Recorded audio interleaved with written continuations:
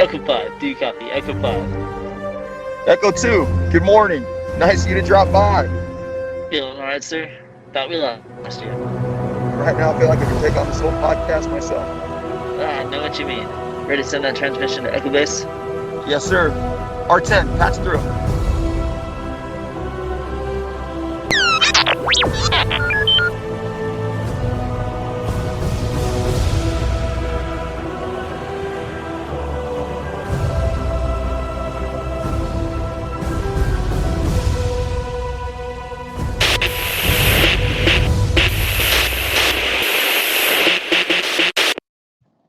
Hey guys, welcome to another episode of the Hoth Transmissions. Today we are going to be discussing The Acolyte, which we have all been waiting for, and it's finally out. They did a 2-episode premiere, but today we are just going to be covering the first episode, and we'll be covering the second episode in another podcast. So, to jump in, overall, I really loved the episode and all the characters. It was a very fun journey and a good start to what the series is going to be. But I do have some reservations, but I want to hear what you guys think about it first before I jump into all that. Trust me, there's not a lot of issues I have with it. Like, I overall enjoyed the show. Yeah, I'm going to agree. You know, Mr. Negative over here. You know, I'm not going to lie. I loved it. There was, I've got one issue, and it's one minor issue. And that's just the animation sometimes went from, well, the CGI, not animation, because, you know, showing my age now, went like it went from amazing and it felt like you could reach out and touch it to it being done by a 4-year-old. I did notice that. The first time I noticed that was when we see Indara sitting at the table and the aliens are sitting around her, and May comes up to challenge her. And then there's an alien that was just all CGI. You could totally tell. And he's the one that's like sitting there laughing. And the way that he was moving didn't look natural. It looked, You could totally tell he was CGI. And I was kind of disappointed with that. I loved the early twist. That, I mean, I wasn't expecting that. You know, the whole like twins thing. I was watching it, I was like, is it just gonna be one of those, oh, she wakes up, she doesn't remember that she's actually the bad guy? And then it was like, oh wait, hold on, they are 2 different characters. And I was like, you know what, I am down for this. Like the CGI aside, and the Jedi Knight Beefcake, I'm 100% I'm in for this.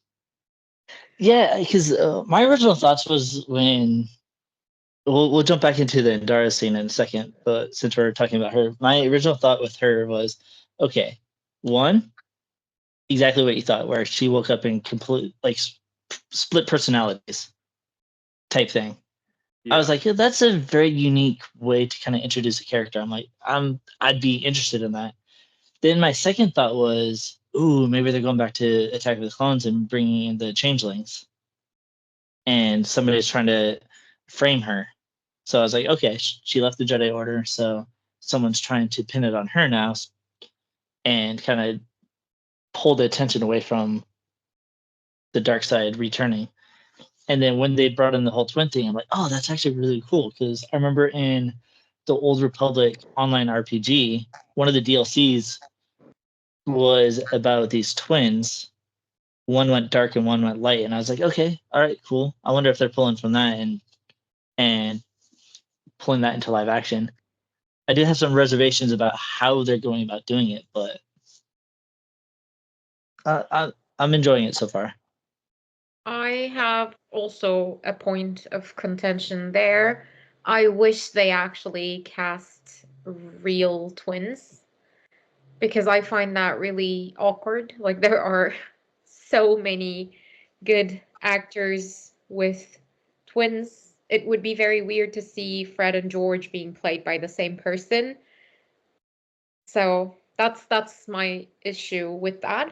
But I understood understood that might be two people because of the episode titles, like Lost, Found. So I thought there. Okay, so there might be like a different meaning to this. That's what I thought. But yeah, I have never been this much on the fence about a Star Wars show.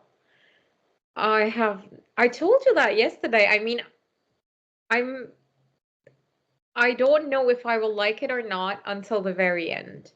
It feels like I'm going to like it because there are a lot of things that are amazing in there, but the way they are, I mean, the portrayal of the Jedi, I know that's the aim of the show, but it still hits me.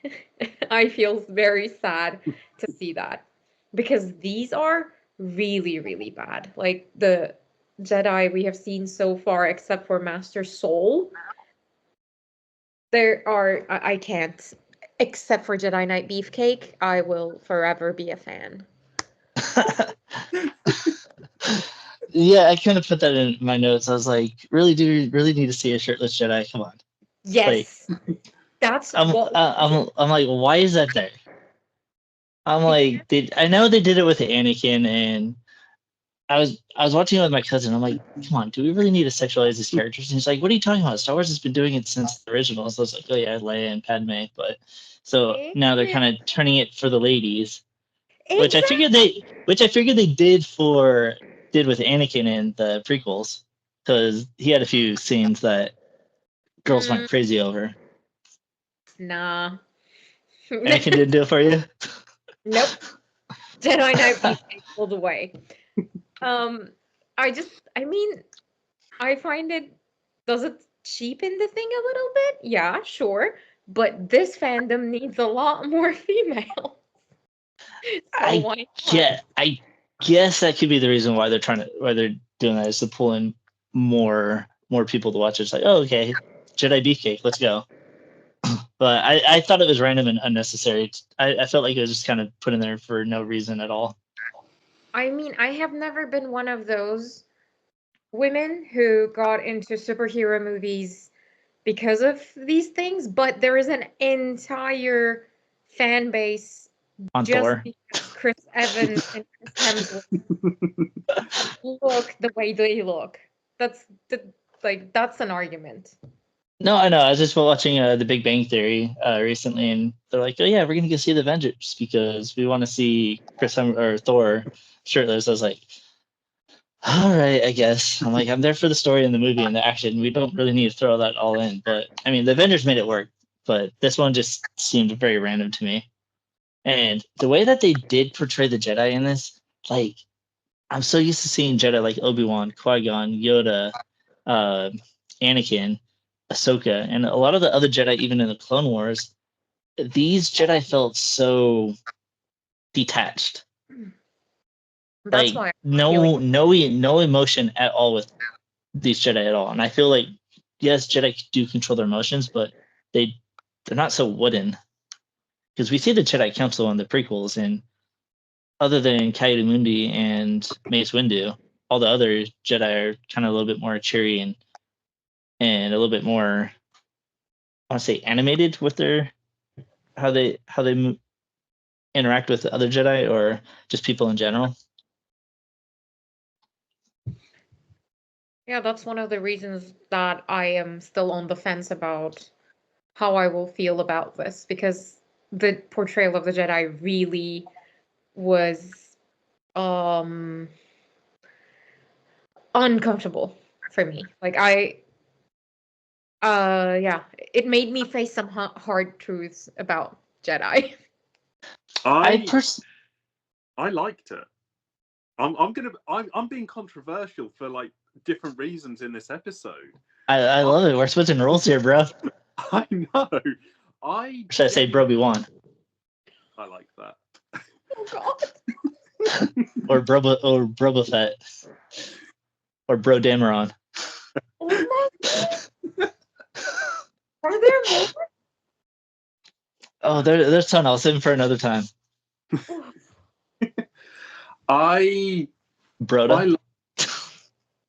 Yeah, that's an obvious one though. Just like Brogu. Yeah. That was a mouthful, wasn't it? Grogu. I liked the sort of stiffness of the Jedi, because when we see them in the prequels, that's when everything starts to change. That's when the Sith make a full-on reappearance, so they have to act on that. Then we get the Clone Wars, and and then their basic extermination. Mm-hmm. This shows the side of them that they are complicit in what they do. They've not been challenged for so long, so why would they need to have emotions to that sort of extent? And I just really enjoyed seeing that side of them, because we only really get the more full-on actiony side from the prequels. I mean, now that I'm thinking about it, because I have played Knights of the Old Republic 1 and 2, and whenever you do talk to the Jedi, they actually are very similar to the Jedi that's portrayed here in the Acolyte. Even when even when I played the Dark Forces series, Kyle Katarn, Luke, even in those games, they were very kind of just like straightforward and no joking or anything like that. But I feel that's one of the things that we kind of losing in these new shows, because for me, Andor is still the top, even over Acolyte right now. And Andor had no Jedi in it whatsoever. And I think what we're missing from like Ahsoka and what we're missing from Kenobi and even the Acolyte is we're losing the original style of the humor, the situational humor that these movies brought. Like, I didn't find Ahsoka fun until Ezra showed up, because he's more of the goofy, like, comical character. Before then, it was like, okay, Balin was like, oh, every scene he's in, okay, that's cool. And then all the other interactions with like Ahsoka, she just seems like some kind of like Zen monk in every scene. And I just want to see like just a little bit more humor, not the Last Jedi style humor, because that was forced, but I think a little humor might make the show a little bit more fun. Everybody just seems so stiff. I liked the bit of humor that was with Jedi Knight Beefcake, and it was like, are you going to put a shirt on, or whatever the line was. I was just like, you know what? That's all the humor I really need. What is wrong with me? I'm actually being really positive. I'm positive too. It sounds like I'm being really negative, but I mean, we're just hitting the points that we disliked at this point. But there is a lot that I loved about this episode. Yeah. Sam, your house keys detached themselves from you. You need some good karma, so keep it going. Honestly. Thing is, like, I've got some bad things to say about episode 2 as well. But for this, I'm at the point of like, in Star Wars, do we need an excessive amount of humor? Because if you look at the original trilogy, yes, no, that humor is what we need. That's that pacing of humor. It was very situational. It was, and I think that worked well in movies. But if we had that sort of pacing with the humor in every episode that we get for Acolyte, that is true. I think it will lose its touch. I mean, we spent 2 hours or just under 2 hours watching the first 2 episodes, and I had no issues with lack of humor or characters being sort of a bit over the top, except for the prisoners. Those guys were comical. So there was a little bit of humor, and I wanted to jump back over to Osha, because I know Fluffy was talking about her, that she would have preferred like actual twins, and that was one of my problems with it. Like, I like the actress. I think she did really well, but I think maybe the direction that they gave her they probably should have pushed her a little bit more because I felt like she played both characters exactly the same, just different costumes. I'm really on the defense on this one. I enjoyed how it was. You'd love to see it. Yeah, like what is wrong with me, man? But no, so like having the same actress for me wasn't a problem because there were the subtle differences, and that's what made it work. Because like I said, sort of straight off the bat, I wasn't sure if it was like a fever dream or if she had Right. amnesia. Knowing that it's two different characters, that doesn't bother me. Like there are the subtle nuances between the two styles. The only thing that annoys me, and Fluffy knows this from the watch party, is the weird hand movement that that May does. Oh Like, yeah. When she's about to fight, it's like, nah, come on, that's a bit cheesy. But the fact that it's the style of acting for the two characters, I enjoy that. I think having them the same or nearly the same is actually quite logical because they are identical twins. But I do agree as well. Maybe having an actual set of identical twins would also work equally as well. But I think for this it's fine. Having identical twins, I don't think is a problem because we got D. Bradley Baker who plays thousands of clones. Not an issue at all having the same actors. What? He's one guy. I thought he was I thought there were thousands of him. You never know. but that's the thing. Is like I don't mind, but it's just like the direction that they did with the character was you got one that's good, trusting the Jedi Order, the other one that's trying to kill Jedi Masters, but seems slightly conflicted. And maybe that's the way the character should be. Maybe they are supposed to be the exact same because when they did have that fever dream, they're talking about it's like you are me and I give you give me you and I give you you. Blah, I forget the whole line there, but that's the gist of it. And so maybe they are kind of like similar because because the way that she sees her sister in the dream is older, but not to her age. So it's probably like I want to say like maybe within like 6 or 7 years that they saw each other. So they probably have enough personality and been around each other enough to have created that same like personality that twins normally have. And the only reason why her May is conflicted is because she's trying to seek revenge, and that's basically all it is. And Osha, she's just trying to live her life. And for any of you Hunger Games fans, fun fact: the girl that played Osha played Rue. Yeah, now that you said it immediately. Oh yeah, that's her. Oh wow. I'm more on the fact that X-23 from X-Men is Yep. in this. Yep, my cousin made that reference as soon as he saw her. It was like, I'm like, I don't remember that. I don't remember, but yeah, that. And then once he pointed it out, I was like, oh yeah, that is right. That is X-23. So what I wanted to say about this, like the actors being identical twins, at the moment we see them not very close to each other. But if the story evolves that they have to stand right next to each other or like fight against each other and this and that, I think it is going to be Interact. or like they have to interact. That's what I at least think is the problem most of the time when movies cast the same person as twins.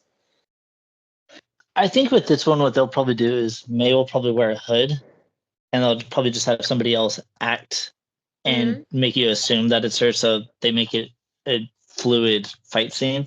Because I've seen them do that in the past with the same actors. That way, they're not choreographed awkwardly. It has been done. It's just it's just a worry of yours.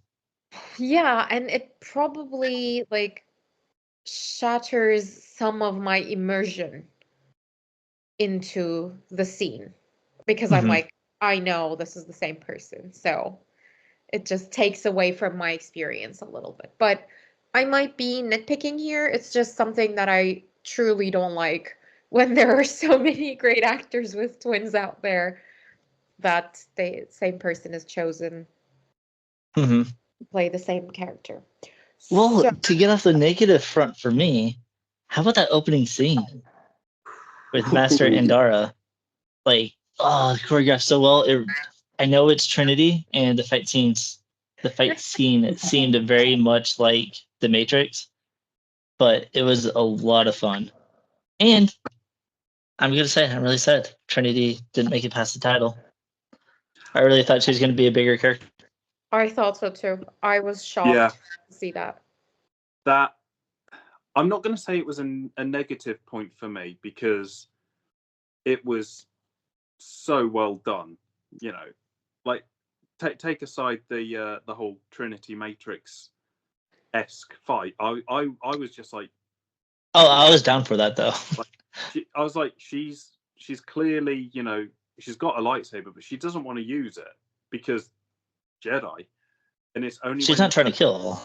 yeah, it's like when her back's in the corner, that's when she pulls the lightsaber out, and I was like, oh man, just wow, like, you know, she's there saving, you know, people in the bar from being stabbed, and dude, it was just so awesome.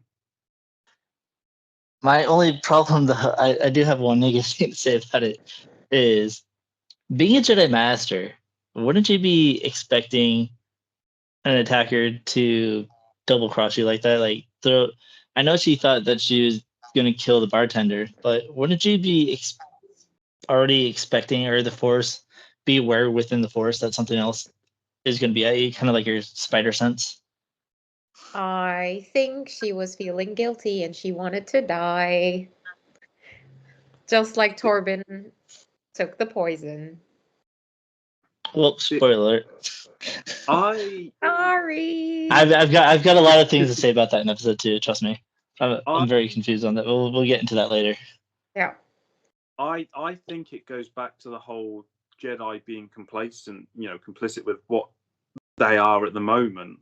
You know, they've not had any major threats, so having this assassin now trying to kill her, They're I not trained. I think, yeah, I think that kind of like with what happened with Obi-Wan, where his abilities slipped because he gave up, but you know, that analogy is still there, that because the Jedi haven't had to fully practice being the Jedi that we all know and love from the prequels, I just think that she wasn't fully aware of the situation. This was the note that I wrote down for that, because I was thinking, I wrote down basically a Jedi Master should have been prepared, but I also did put notes for that. I was like, okay, so maybe this is the beginning of the fall of the Jedi, when they start to become arrogant, because they do talk about politics and stuff like that.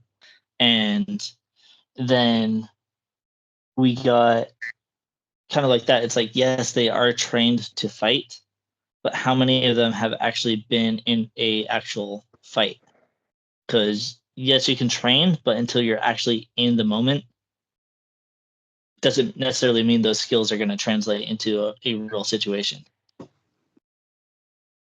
To quote, is it Qui-Gon? God, that's really bad if I can't remember. It's like, we're keepers of the peace. Something like that, yeah. Yeah. In Keepers of the Phantom Peace, Menace. not soldiers. Yeah. Yeah, It's Yeah. either Obi-Wan or Obi-Wan. and I think that's where, you know, I completely agree with what you just said, you know, about, is this the start of the fall of the Jedi, where, you know, their arrogance is getting the best of them. And to be honest, if it is, I'm down for that, because Oh yeah, same. you know, like, Jedi, and you know how I feel about those. Order 66, yeah. Next episode. But But no, I mean, so I just, like I said, I think that it's more it might just be down to arrogance of her abilities, that she wasn't aware of all the situations, because we can kind of see already that the Jedi are losing touch with being Jedi. Mm-hmm. Yeah. I mean, it makes total sense. I mean, everything. So the Jedi Temple looks exactly like it does from the outside, but on the inside, people look so pompous and their clothing is so preppy, and it's not modest at all because they are very I don't think I priest-like. saw any immodesty other than Uh, Beefcake Jedi. no, like what I meant. I mean, that's not what I'm talking about. I mean, like their clothes are so preppy, like too Like fancy. they're almost like politicians, Yeah, very like eccentric in how they dress. I did They're, not like that at all. they're I'm not very gonna lie, unique. like yeah, like when Yord and Jackie showed up to confront Osha, I'm not gonna lie, I actually liked that style better than Really? the other Jedi garb. Yeah, For me, that's the first thing. I was like, oh no, I don't like this. No, no, no, no, no. Why if do they look like I remember correctly, I think that style is very similar to the Jedi Temple Guard. could be? I mean, Let me look that up real quick. where the beefcake takes his clothes off, um, he is like, what is he doing? Ironing, steaming his uniform or something? And Could that's be. so, and I'm like, what is this?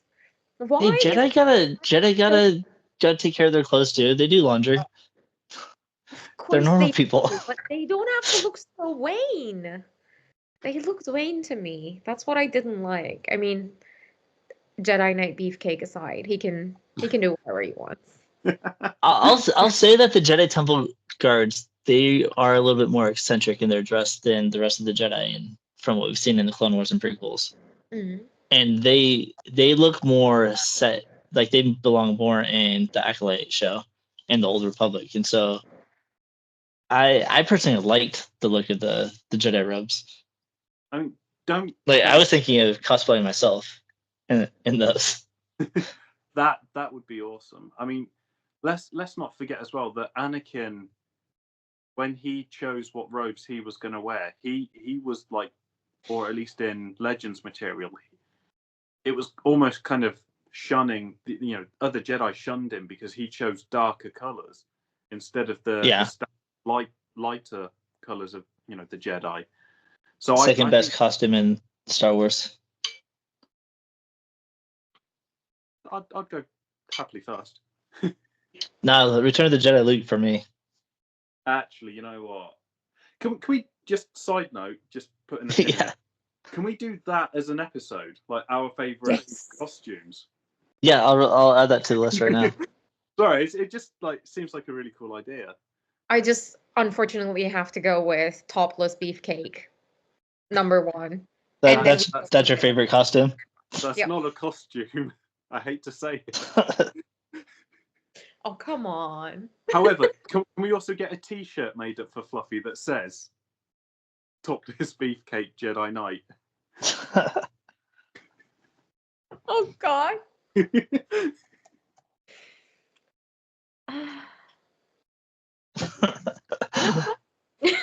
I'm in.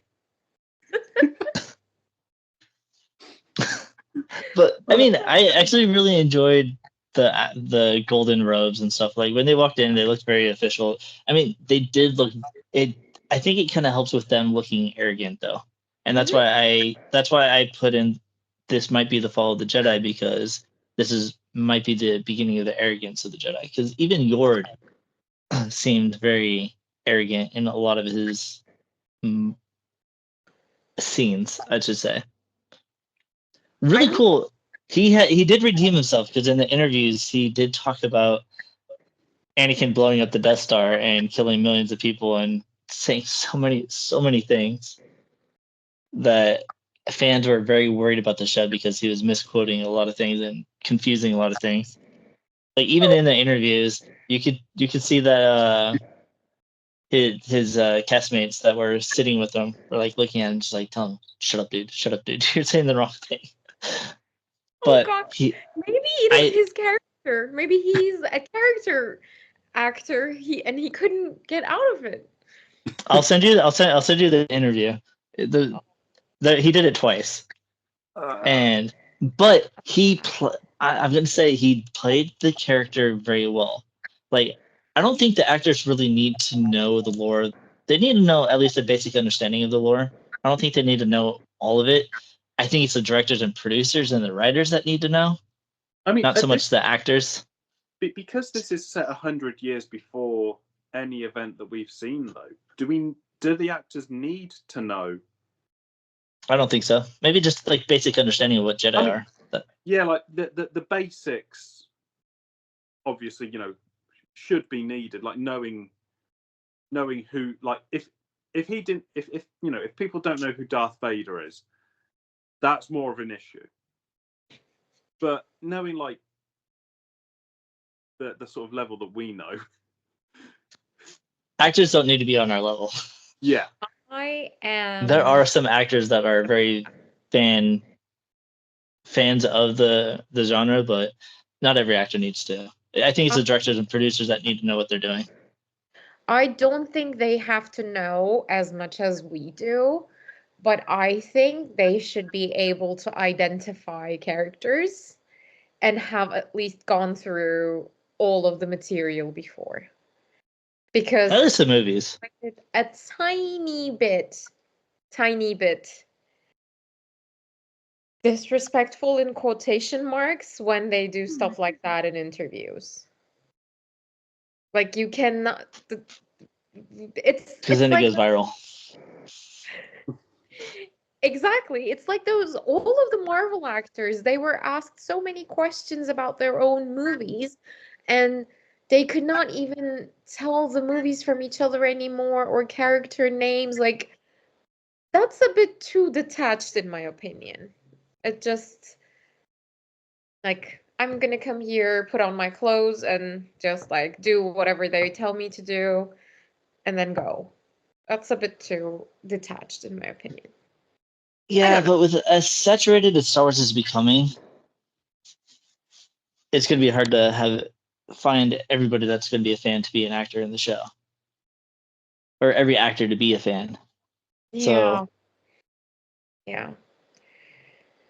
You might be right about that, but at least they should. I mean, come on. Anakin blew up the Death Star is a bit too much, isn't it? My cousin was saying, I got to look it up. My cousin was saying that there was a thing where another interview where he actually spoke correctly, and something he might have just been like tired or stressed or something like that. There was some article about it. My cousin was telling me about it, so I got to look it up. But that's understandable. That's putting that aside, though, Yord was probably one of my favorite characters. Like mine too. Different reasons. Me too. He was the comic relief. He is a Jedi Knight who has his own padawan. Mm-hmm. And the other padawan, like Master Soul's padawan, is just destroying him. That's just Yord being Yord. Are you planning on putting clothes? And it was so funny to me. That was what I wanted to say. That was a funny interaction. Exactly. Put your clothes on. Yeah. Also, another side note with the actor that played Yord, for anybody that's a big fan of the Arrow show, in the later seasons, he played John Diggle Jr. in 4 episodes. It's cool. Yeah, I looked up all the actors because I was kind of curious to see what they were in before. Like Master Soul, he was in Squid Game. Interesting about that character or that actor, he learned English just to play this character. What? Yeah. That's insane. That's commitment and dedication. So much respect to the actor. I had his name up here. I feel bad that I didn't remember his name because he's a really cool guy. This is the second time I hear something like this. And the first one was Ana de Armas learning all of her lines in Knives Out phonetically, because back then she couldn't speak any English. And then she just learned while making the movie. That's crazy. I mean, a lot of respect for that, going into Yeah, his name was Lee Jung Lei, or Lee Jung Jae. Lee Jung going into Jae. a project like this without speaking a relative single word of English and learning it just for one project. That's like mad respect for that. Yeah, because when I was watching his character, he seemed like every time he was speaking, it was very focused and very, like, what's the word I'm looking for? Like, intentional. Yeah. And so now it makes sense. And again, Master Soul was actually one of my favorite characters of this series as well. So Yep. I actually like all the characters. Like, I don't have any problem with any of the characters except for the master, which we'll get into at the end of the episode. I'll tell you why later. But other than that, I enjoyed all the characters. Like when we see May kill Master Andara, and then it cuts to the scene of Osha waking up. I was like, okay, cool. I think Osha did it. I think she played Osha very well. I think it was just seeing her play another character was what was kind of the issue for me. But I actually really do like Osha. And when she pulled out Pip, the first thing I thought of, because of the way it was designed, not because of the way it was designed, but because of what it's used for, I was thinking Fallout. I was thinking Pip-Boy because it's used for like connecting into things and doing different things. So I was like, okay, so probably not what they're going for, but that's just where my mind went. It might be a little bit of a stretch. When I saw Pip, all I kept thinking about is why don't we see something like that again? And how many more things can it do? It was the sonic screwdriver, but like 5 times more. Yeah. It's a sonic screwdriver on steroids. And it put out a fire. It did everything. Mm-hmm. I mean, because we've seen stuff like that in Star Wars before. Like most of the time, they use a Hydra spanner for like stuff that they were doing. When Pip was first on the screen, I was like, "Oh God, here we go again." We've got another sort of cutesy droid. That like the second that Pip actually did stuff, like it was gone. I was like, actually, it's more of a tool that is being useful, like a Swiss Army knife. Yeah. It's not like your BB-8, which was cool. The first episode in The Last Jedi just completely detached from that droid. Yeah. I was like, Dio was cool in The Rise of Skywalker, but he didn't really do much. I thought he was pointless, but I mean, they needed to start making. That's why I liked Pip, because it kind of reminded me a little bit more of like BD1, R2, and some of like the other droids that are actually like have a reason to be their companion. I disagree. I enjoy myself a cute little sidekick. I'll disagree with Sam. I did like Dio. Dio was unnecessary, but it was just funny to see a scared little droid. Don't get me wrong. I liked Dio. I just hated the fact that there was no purpose for him. No purpose for it. It was just to be this little scared droid. Whereas, like, if it had a purpose or made sense to the plot more than just being a scared droid, it'll be fine. It is just that one fact that overshadows everything else about the character.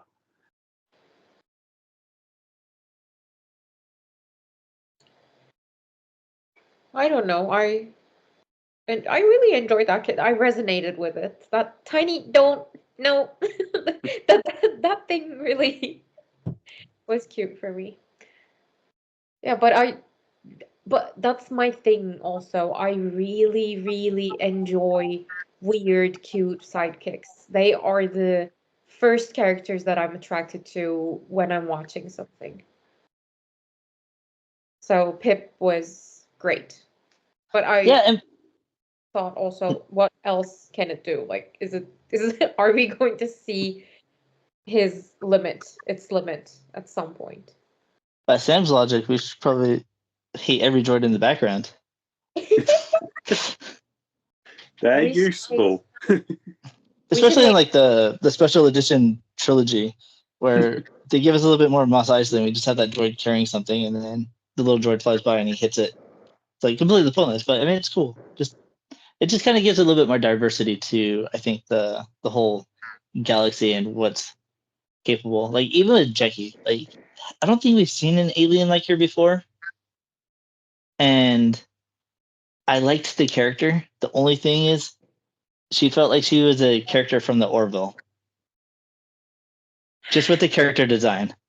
because she looks like Alana. Yeah, yeah, exactly. And so I kind of I liked the character, but I had a hard time trying to disassociate with the character designs from the Orville. I'm not saying that that's a bad thing. I love the Orville. No, I love the Orville too. Trust me, but it was just kind of weird for me. That's all it was. It was just weird for me. Like it wasn't bad. That's just where my mind went when I saw her. Because, like I said, I like the character. The character's really cool. How about seeing the Trade Federation again? Glad to see they haven't really changed much in 100 years. Loved it. I Not loved the attitude of them. It was great. Speaking I of eccentric and arrogant, and what was the other word you used for the Jedi at the Jedi Temple, Fluffy? The Trade Federation, pretentious. That's what these that's what I love about the Trade Federation is they're just so cocky and so like pretentious about everything. It's like, okay, Jedi, what are you doing here? It's like, oh, we're looking for somebody. Well, the only ones that are doing work on our ship because the Republic put a law out and put out all these ordinations and stuff that only RT units are allowed to fix hull damage and all that. So of course we don't have anybody here.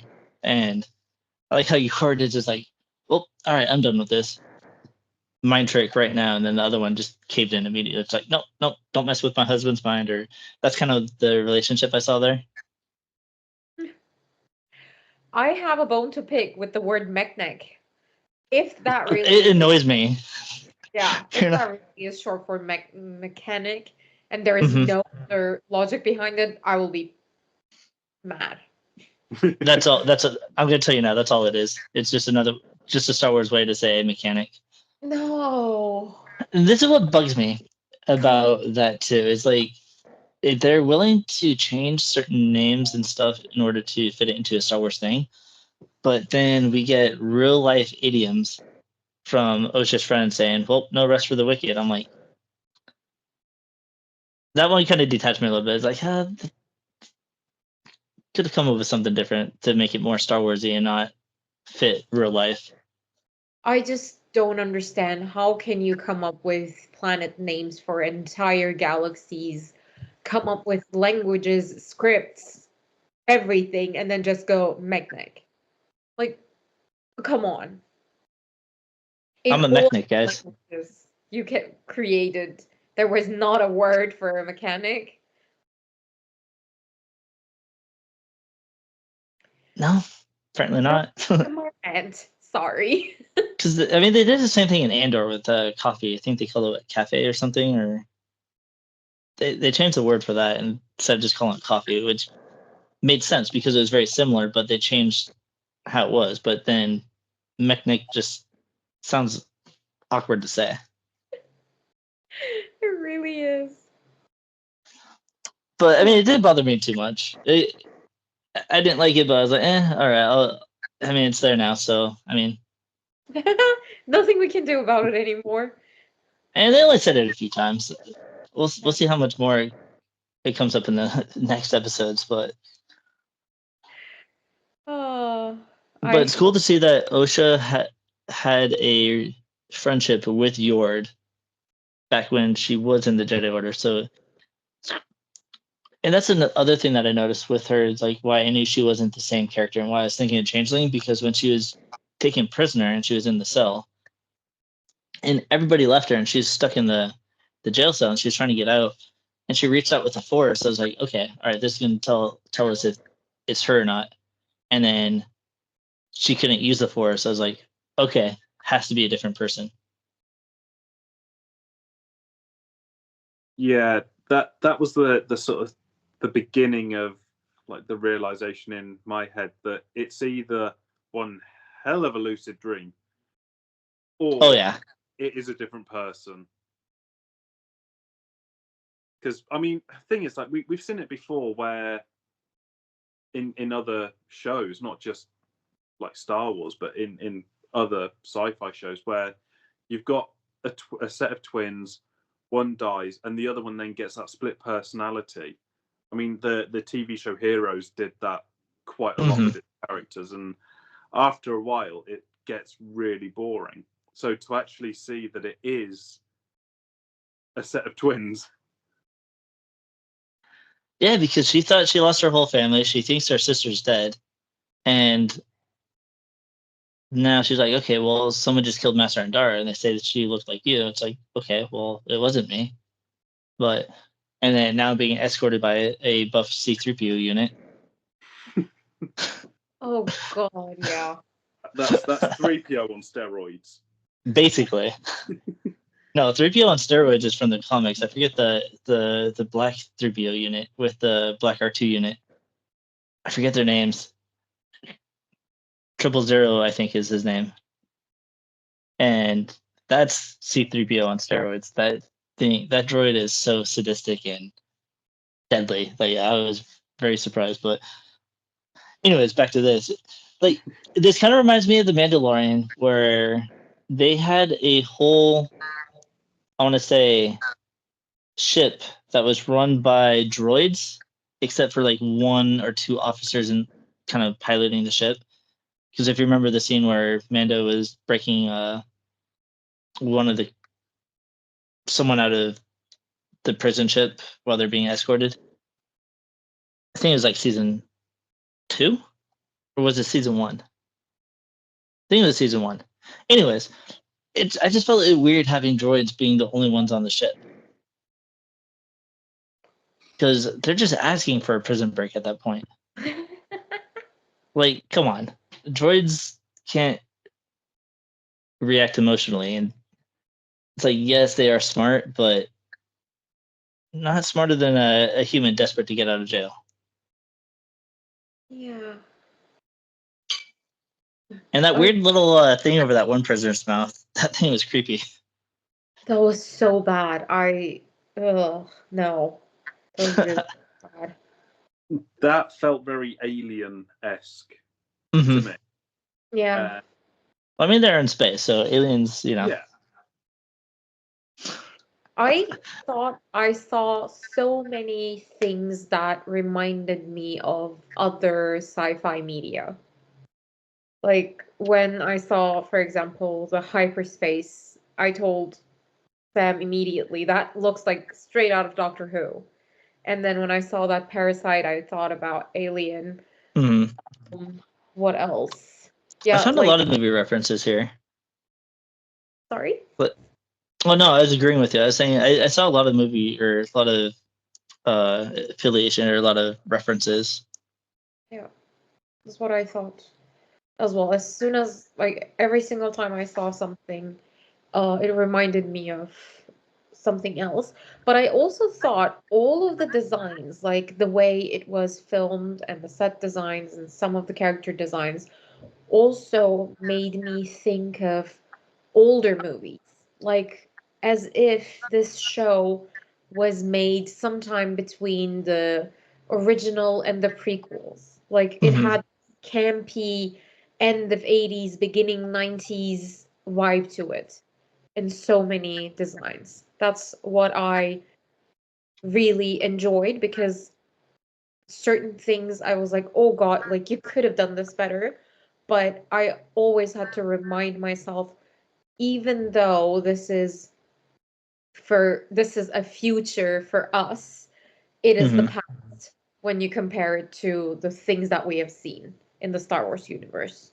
So that's why I kept going back to it. And I really like the fact that they had these over the top designs with certain things like the buff droid, or yeah, the costume designs, or some of the effects. And speaking with a movie reference that I'm not even sure how many people would get this. Have any of you seen The Fugitive with Harrison Ford?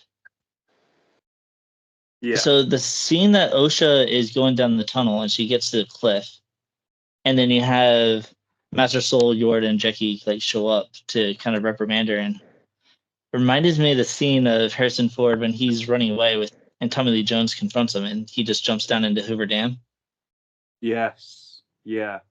It gave me a lot of those feels, and I'm wondering if they did that intentionally, but because they're Jedi, she kind of slips and falls, and she could have probably easily escaped that way if she survived. But Master Soul was able to catch her with the Force, which I thought was really cool. But reminded me a little bit of The Fugitive.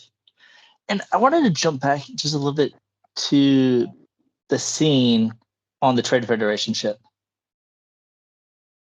And I want to know what you guys think about this, because I just thought it was funny. So they come in to take Osha into custody, and they're telling her, it's like, oh yeah, Master Andara died, somebody with a description like yours. And then all of a sudden the bartender comes in, it's like, oh, that's her. I'm like, why would they bring the bartender there? Like, In case they need a drink. I mean, I guess he became the ship bartender, but it just didn't make sense to me. It's like, what if she wasn't there? They're just gonna drag him to every rumor of where she's at until they find her, just so we can identify her. Because normally what they do in like real life is they capture the person, then bring in the person to identify them. I just thought that was really funny. I'm like, it just made no sense to me. I was like, okay, well, he's on an adventure, I guess, leaving his kid back home.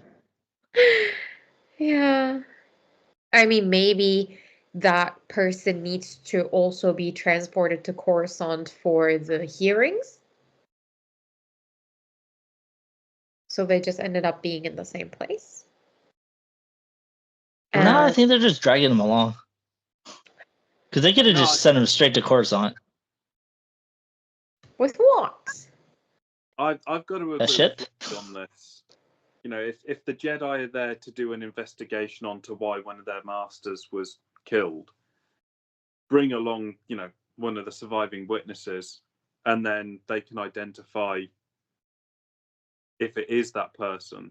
Because otherwise they could be going from planet to planet to try and find anybody. So, you know, agree with Fluffy on this.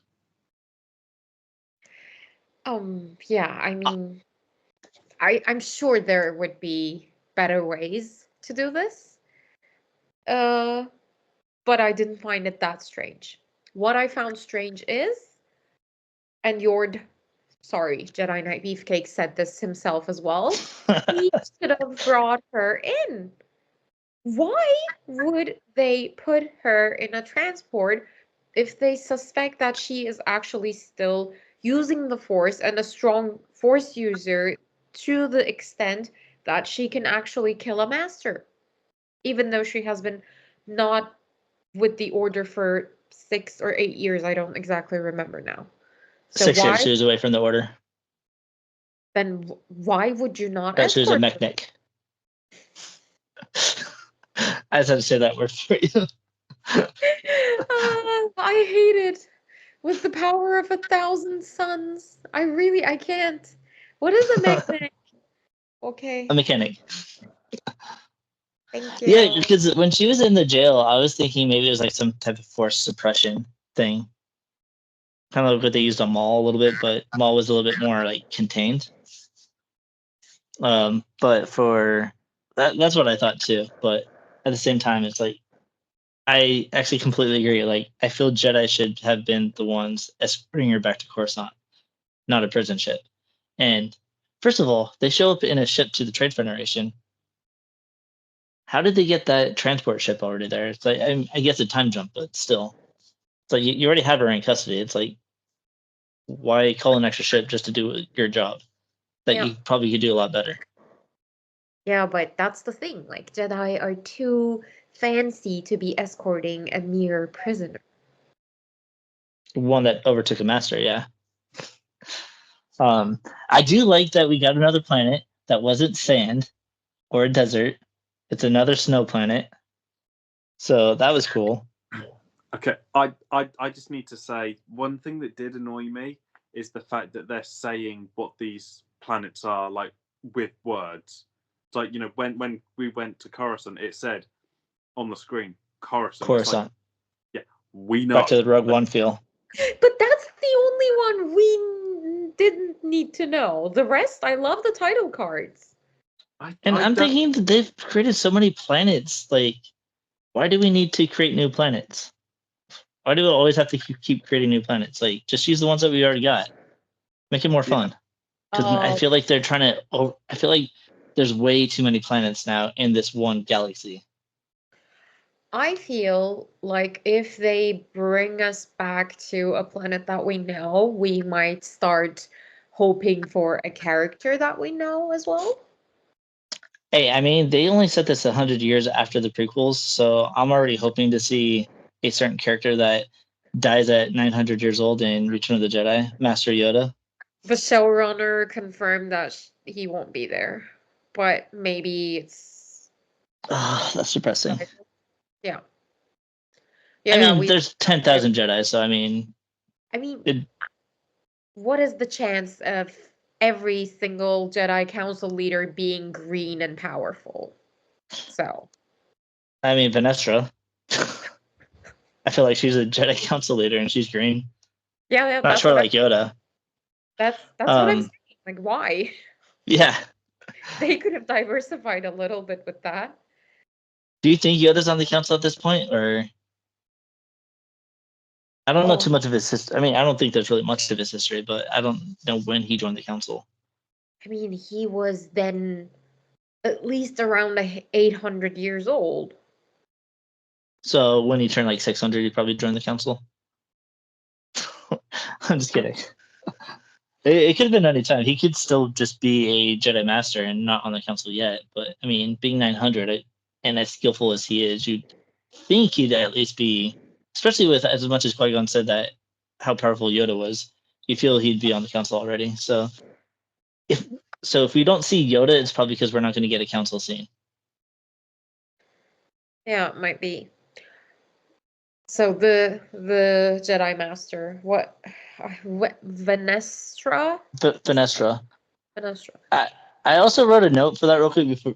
I thought it was funny because I think it's her padawan that follows her in to talk to Master Soul. Imagine being an extra and every scene you're in, you're just blurred out. Like you're just standing there, but you're. Because I was looking in the background, I was like, man, I feel bad for that extra. It's like they can stand there. It's like imagine watching the show and it's like you're blurred out with, and you're watching it with family. It's like, oh, that's me. It's like you can't even tell that you. Sorry, I just thought that was funny. Yeah, it is. It is. When I was looking up the character, I saw that her lightsaber is supposed to be purple. I heard about that actually. I am both looking forward to and not looking forward to it. Because only Mace Windu is allowed to have a purple lightsaber. Not allowed to, but that's what made Samuel L. Jackson special, because apparently that's what he said. Like, if I don't get a purple lightsaber, I'm not going to be in your movie. I mean, as far as we know, he's the only one that has a purple lightsaber that we've seen on screen. Yeah. And so, I mean, Yord had a yellow lightsaber, which I thought was cool. Yeah, definitely. Yeah. Definitely. I really enjoyed seeing that color in a character we know who's like his allegiance at the moment is crystal clear. His motivation is crystal clear, but his kyber crystal is yellow. So that was a point for me that I had a question mark in my head because of how the character is also acting and how vain he is and how proud he looks and how he looks down on people and everything. So I was thinking, oh, okay, so this guy might turn to the dark side very, very quickly. Yeah, because he pulls his lightsaber out like whenever he can. Like, Yeah. Osha is just standing on a cliff and Master Soul's in front of him. She clearly doesn't have a weapon, and he just pulls out his yellow lightsaber, and Master Soul is like, it's like, bro, calm down, put it away. Even when he first goes to Osha, she reaches to put Pip-Boy away. Not Pip-Boy, Pip, sorry. Say Pip-Boy because I've been playing Fallout a lot. And so she puts Pip away, and he immediately grabs his lightsaber as if she's going to pull a weapon out on him. Like, he's just very anxious to use that lightsaber. Yeah. And what I thought was, I think he also feels very much threatened by Osha. I think we're going to see a lot. Yeah, I mean, if they decide to pursue it, but I think we can learn a lot about his character from his interactions in the past with Osha.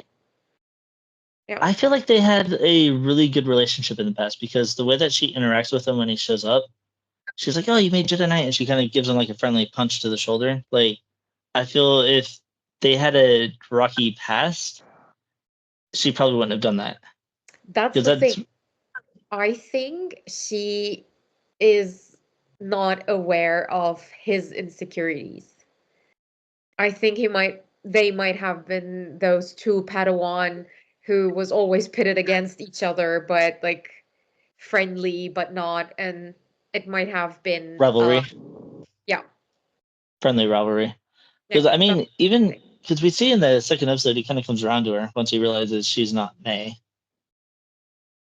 We'll get into that more later, but I see where you're going with it, but I kind of feel like he feels threatened now, but I see the opposite where he's going to become more relaxed around her, and we might actually get to see how they were as Padawans. Could be. It might also have been because he was very disappointed because of her actions, and then when she was redeemed, he started seeing her as he saw her in the past, maybe. Okay, I can see that too, because now that I'm thinking, because when he does confront her, he kind of says, okay, you probably killed Master Endora because you left the Jedi Order. And Osha was like, no, it was every much of a decision as of mine as it was theirs. She's like, so I will not, why would I betray the Jedi Order? And so maybe because she chose to leave based off of what the Masters were suggesting that she do leave, maybe I could see it kind of like one of those childhood grudges. Like, oh yeah, we're best friends. And then, oh, you left me. So I'm going to kind of hold this grudge, like you've abandoned me. And so we might see some conflict in that respect. Yeah. I think that's what, is that what you're going for? Or? Yeah, sure. I mean, there are many paths that relationship can evolve into, and that is definitely one of those. I'm thinking a mix of yours and mine is probably going to be what we're going to see. Or Yord will just turn out to be a comic relief character that we will never actually see. I hope so. He's a cool character. Like, I know a lot of people went into the show thinking it's like they're worried about the acting, they're worried about all these things, but I quite liked all the characters. They, for the most part, I thought the acting was on point, a little wooden, but I think that's just because that's just how Jedi are. So I'm not going to really hold it against the actors for that. I think they're just trying to show that Jedis are supposed to be emotionless. And I liked how this show didn't feel like anything else Star Wars. Like, it felt like Star Wars, but it felt different, which it should be since it's 100 years before. Just that. I mean, Sam talks architecture time very quickly. I love how similar yet completely different it was. We've seen sort of like the arches in other Star Wars movies and shows, but to see, to see the same sort of style of architecture within the universe was, I always enjoy that, to be fair. It's me talking architecture again. I genuinely do love that. I mean, we've got some sort of references to, I'm trying to think now. No, it's gone. Ignore me. It's literally just slipped my mind. It'll come back. A Jedi mind trick right there. Yeah. I'm trying to mind trick myself as well to remember. I mean, it wouldn't be a Hoth Transmissions episode without Sam's architecture, We should have like a 2-minute segment. Architecture by Sam. You know what? I'd still be down to do that before we get into anything. It's like, okay, before we get into it, we're going to do a 2-minute architecture moment with Sam. So architecture-wise, did anybody, and sort of generic sets, did anybody get the reference, I guess, or the sort of same feeling that some of the islands were looking very much like the island that Luke was on in The Last Jedi? Last Jedi? Yeah, in The Last Jedi. I actually didn't notice that. So that is where we sort of start seeing arches, which is one of my favorite things, apparently. I love those arches. Like you're watching Star Wars when you see a good arch like that. Mm-hmm.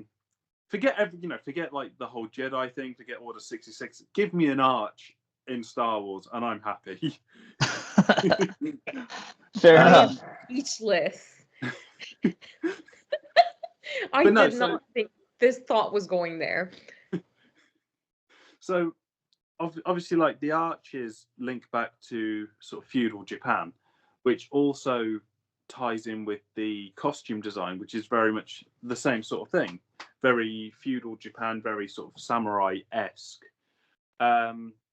And I think that's why I quite enjoyed both aspects, because they tie into this age of an older civilization that, we as humans on this single planet spinning around the sun, we've seen that already. So we're getting we're getting a history lesson, but in space, and I love it. Bring back. Fair enough. I'm not sure what I can add to that, but fair enough. So that's the architecture lesson done for today. It was very much inspired by feudal Japan. I mean, that's one thing that I do like about the Jedi and a lot of Star Wars is you do get a lot of samurai-esque style things. And that's one of the things I loved about Visions, is that they gave us some like the Japanese culture and got to see some samurai. I actually have a shirt from I have a shirt with designs from the very first episode of Visions. I'll send you guys a picture of it, but that's one of the things I liked about it. So I like that they kind of put it into the architecture and all the styles as well. Because even with the Knights of Ren, they're supposed to have like a similar style like that. Even Vader's helmet. Yeah.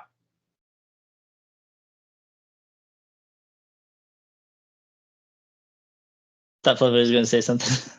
Yeah, I was. This is going to be a completely different thing, though. Did you guys watch Blue Eye Samurai on Netflix? Mm-mm. No. Oh, okay. That is one Is of it anime? It's animated. It is it has a lot of explicit content, though, just so you know, but it is one of the most amazing shows I have ever watched. Okay. And it's unbelievable. It is in the period where Japan was closed to any foreigners. It's an amazing story, and the art style is insane. Just so you know. I played the Ghost of Tsushima. Ooh. That one's actually pretty cool, and I'm actually thinking of watching the Shogun because I've been hearing a lot of good things on that one. Yep. It's on my list as well. But back to the episode. So everything kind of builds up, and then we get to the point where we get to see May again at the very final scene. And I'm not that impressed by the Master. He doesn't seem very threatening to me, especially the way he speaks. And It's Keanu Reeves. Or at least I'm hoping. well, he's not voicing him now, but if they can put him in later, I'd be happy because it might redeem the character. But I thought his whole dialogue to May at the end was kind of cheesy. Because I wrote down steel or laser are no threat to them, but an acolyte kills without a weapon. But May killed Undara with a kunai blade or kunai, and then it says an acolyte kills a dream. I was like, just the way that he delivered it just sounded so cheesy to me. I don't know if you guys had a different take on it, but I'm really hoping they redeem this character later because so far not impressed. I enjoyed the composition of that scene a lot. Like the Scenery is great, composition great, dialogue not so much. Sand. It's more like rocks. Is sand. I thought it was like no. We've had worse dialogue, i.e. the sand. Everywhere is caused. prequels are full of terrible dialogue. Let's be real. I mean, all of Star Wars really is full of cheesy dialogue. I think that for this, don't be attacking my originals. I think those are actually really well written. I don't see any cheesy dialogue in the originals. We just see a bit of incest. Okay, yes, that there, but they didn't know it. Okay, they were very unaware at that point, and it was just a kiss, so it wasn't like anything worse than that. Because you're just trying to make Han Solo jealous. There's nothing going on beyond that. But yes, that is a big qualm in Star Wars is the brother and sister kissing, but they didn't know at the time. No, I think back on like dialogue wise, I think Star Wars has always been plagued with cheesy dialogue. So I think because this is a new show to us, that it just comes across as more cheesy. Because it's kind of one of those things where we wasn't expecting lines like that, but then when you think the sand line, it's like, okay, I'll let it slide. That's fair. If you compare it to that, that's fair. I think I said this before, but we should never forget that Star Wars is a space opera, and there is always going to be drama and camp and over-the-top lines and things. I think it's just back to the roots, back to the original. Yeah. That is fair. Like, it did bug me too much, but I want to see more. I want to see more of this Master. I hope we see him here, and then we don't see him until like the last two episodes. I would like to see a little bit more interaction to kind of build up a little bit more. I want to say, what's the word I'm looking for?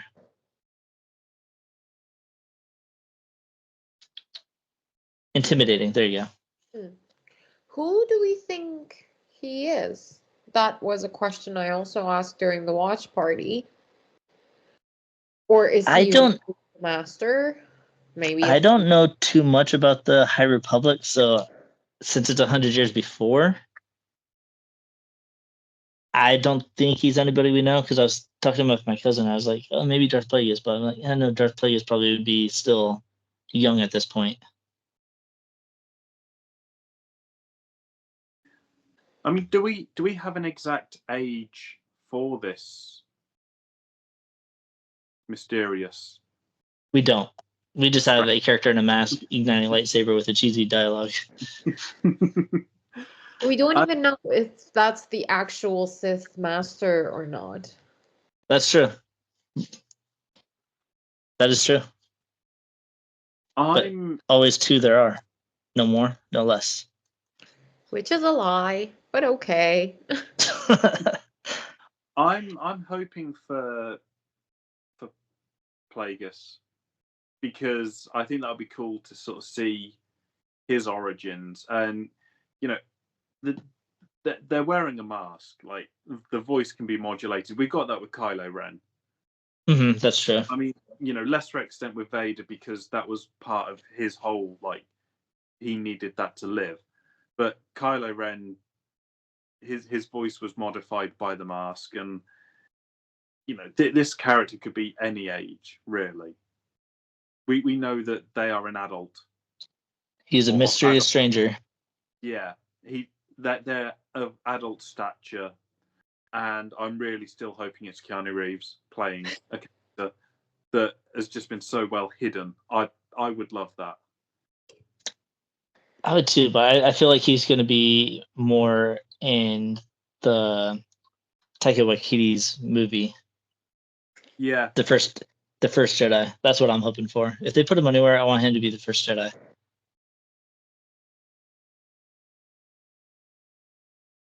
But yeah, as far as this know, I have no idea who this character is going to be. I don't think it's going to be Darth Plagueis, but I think it's going to be a lead. I think it's going to be something that will lead into Darth Plagueis. Because I don't feel that this is going to be the only season of this. Or if it is, it might be just an introduction to another series that will introduce Darth Plagueis and his origins.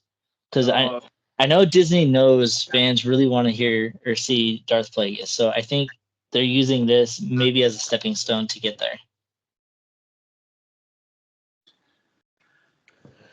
I hope. I mean, that would be great because, yeah, it's not something that casual viewers pick up on a lot, but Darth Plagueis, for us, means a lot. It's for casual viewers, it's a meme, but for us, it would actually be great if he gets introduced like this. And yeah, we saw sequels are not taken as well as other things.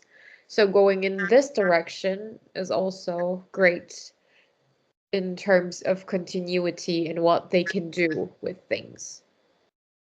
And that's what I liked about it, because it's kind of taking us out of the Skywalker series. These brand new characters, brand new scenarios, and the fact that the Acolyte doesn't have a lightsaber to fight them with, I think her whole goal. My cousin was thinking that it was a goal. Her goal was to kill the Jedi to get the lightsaber so she can turn it red. But she would have done that with Master and Dara, but she left the lightsaber there. That's the thing that I wanted to say as well. But both times she actually lunges for the saber, or we see a shot where she is not in the focus, but the lightsaber is, but we still see her walking away from it. So I think there is still something there. I think she wants a lightsaber, but because of her master or who she's trying to prove herself to, I think maybe she's not even yet an acolyte, but she's actually trying to prove herself to become one. So maybe it's a challenge for herself. Maybe it's to steal the lightsaber and kill the Jedi with it. Because you are right, she did try to grab it, but once Master Andara was dead, she couldn't kill the Jedi with it. And so I think her goal is to steal the lightsaber and kill the Jedi with it. Could be. Or she want to be a collector like Grievous? Ooh, General Grievous' predecessor. Yeah, that's how collections started. I mean, she does have a collection of kunai, so, never know. But ran through my notes. So, you guys have anything else on your notes that we haven't touched on yet? I don't think so. Who is your favorite character? Both of you.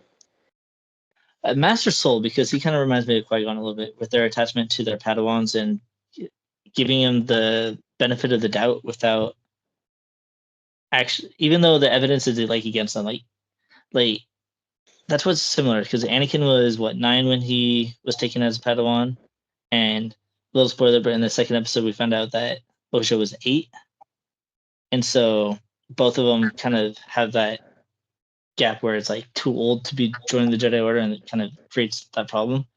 But Master Soul probably acted like Qui-Gon's like, no, she has potential, so let's train her. Yep. But I'd say Master Soul, and then Yord. And then Yord. Exactly the same argument and character. That's it for me too. And then a lot of people complained about Jecki, but I like Jecki too. She's number 3. Yeah. For me, it's the droids that turned into the chairs. No, I'm kidding. I'm kidding. They were pretty cool. I genuinely did like that. No, I've got to agree with that run order. Maybe even the having Osha May sort of quite hype as well, because they are like the main characters throughout this now, and I think I still think the way that they're portrayed, even though it is by one person, I quite which isn't a problem. No, I like the sort of subtle differences, and each one doesn't think the other is alive, and I'm all down for that. Mm-hmm. Whether my mind changes as we go on in the season, I don't know, because like Fluffy's already said, it could get to a point where it just gets a bit sort of that they become sort of one character and the lines get blurred. But currently, yeah, I'm like the main 4 basically, or 5. I just want to see another Sith or dark side user like Darth Maul. I feel like a lot of the Sith that we're getting are ones that we can relate to like easily. It's like I want another one that just goes in there. It's like just goes in, kills, sees a bartender, sees a kid, kills the father, spares the kid, and just walks out. Like I don't want to see them kind of having compassion on people. Like it's like, okay, you're a witness. You saw my face. I'll kill you, kid. Go into an orphanage. Nobody's gonna believe you anyways, and walk out of there. Like, God. I don't mean to be like dark. I'm just saying I just want to see like an actual dark side user actually be a dark side user. Like no remorse, no compassion. Because it's part of the Sith code. There is no compassion in the Sith code. I mean, if we look at Maul quickly, he said what, like 4 lines in the Phantom Menace? I'm talking about Clone Wars too, though, and Rebels.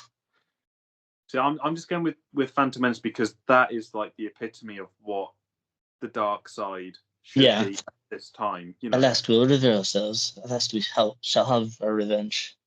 Yeah, so says a few lines, rocks them all, and kills Jedi. Mm-hmm.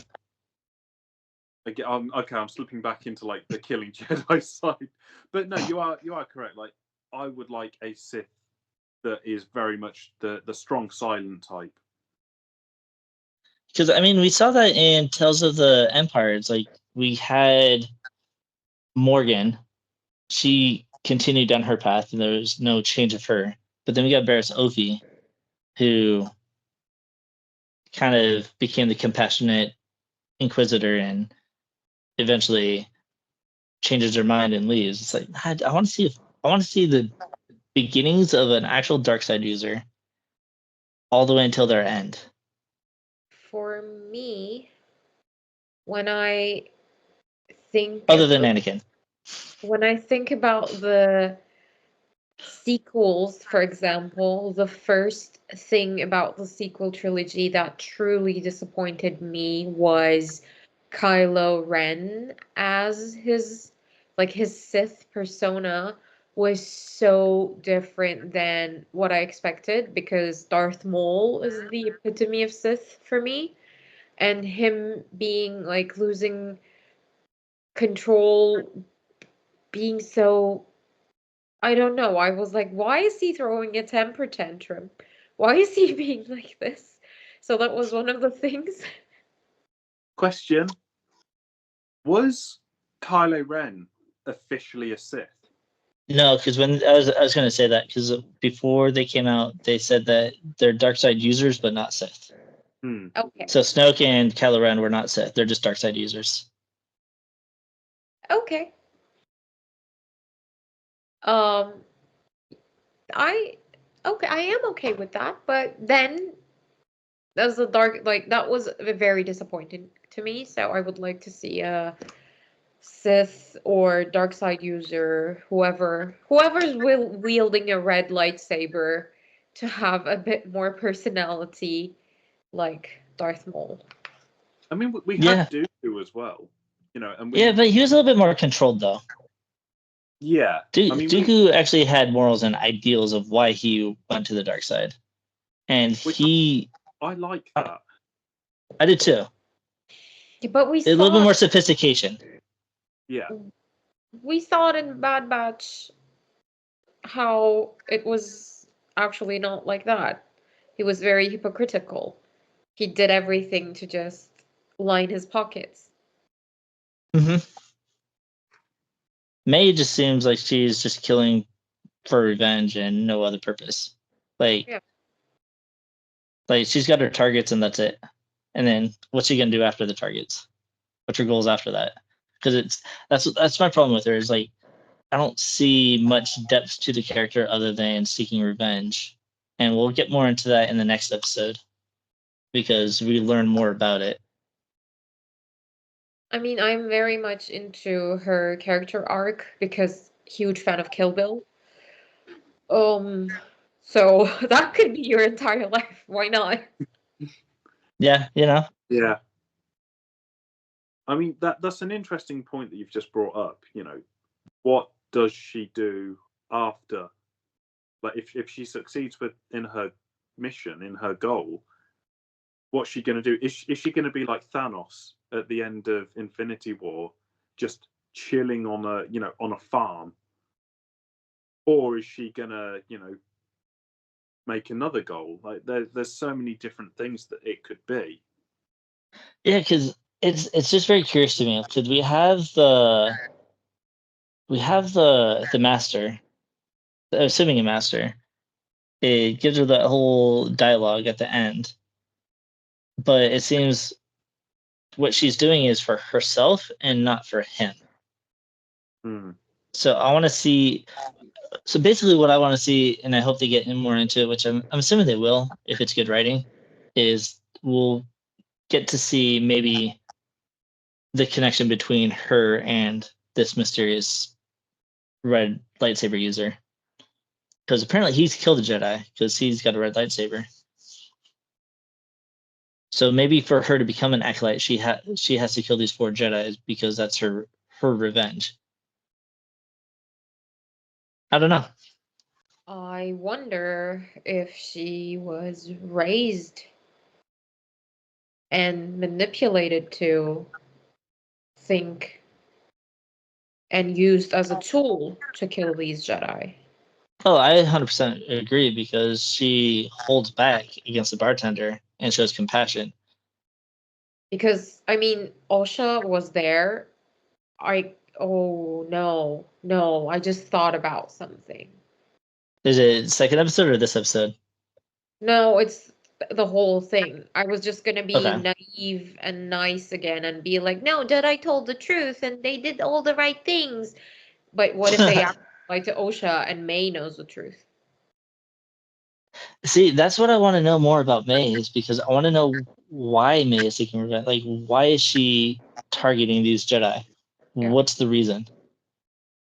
Yeah, for a second thought, was she corrupted by the dark side users and so on and so forth, or does she really have the truth? That's what confused me a lot. Master Soul does not look like that, but Indara has some sketchy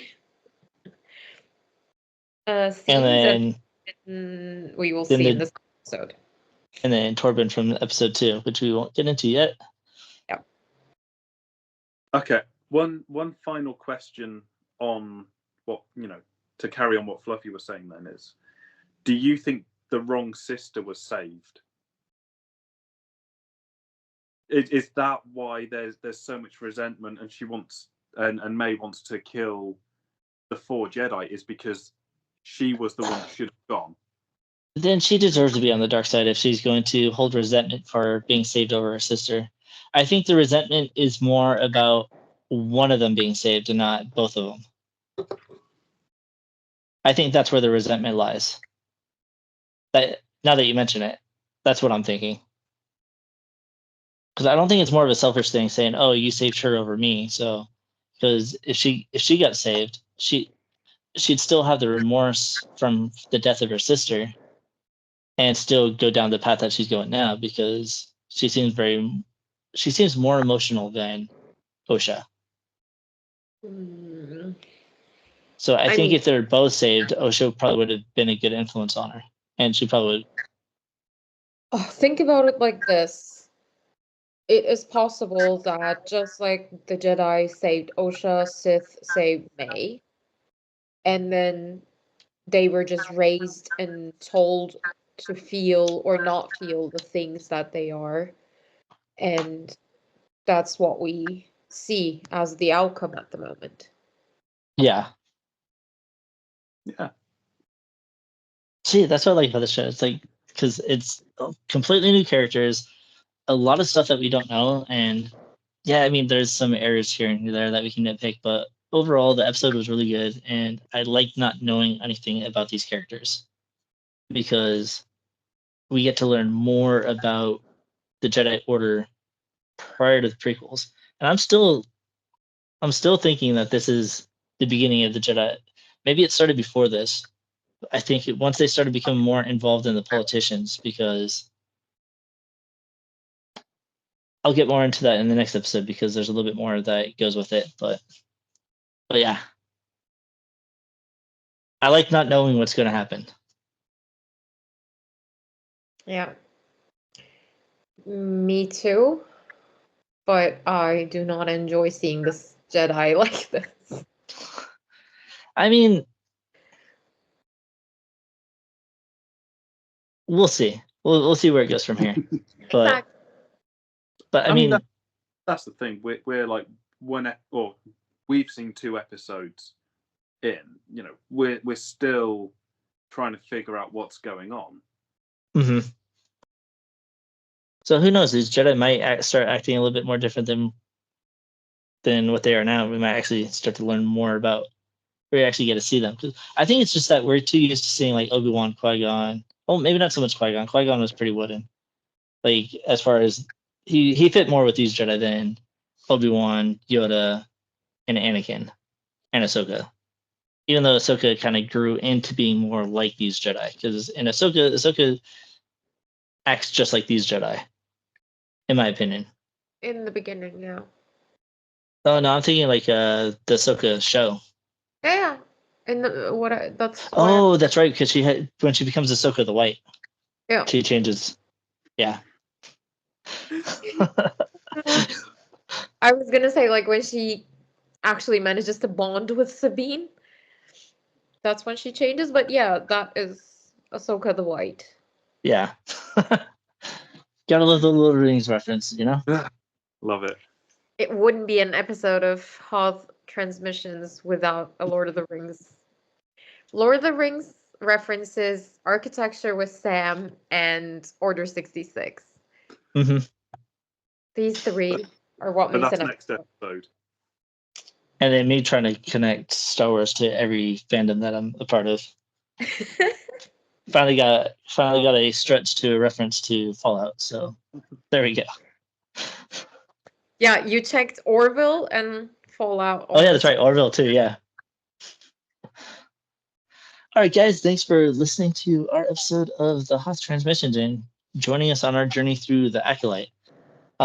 Be ready for the next episode because we're going to dive into episode 2, which we're going to learn a little bit more about May and Osha and their backgrounds. and a little bit more of their purpose. So it's going to be really exciting. It's going to be a lot of fun. So stay tuned for the next episode. And then before we go, guys, just remember, jump down in the description below where we have a link tree where you can find all our social media. You can find us on Instagram and our Discord. And if you guys like some cool merch, we are with entertainmentearth.com where you can find a bunch of cool collectibles, and check out our Teespring where we have some really cool designs that we came up with that I know you guys would like. Good for Christmas, they're good for birthday presents, or just showing your friends that you love them, or just treat yourself, So may the force be with you. Always.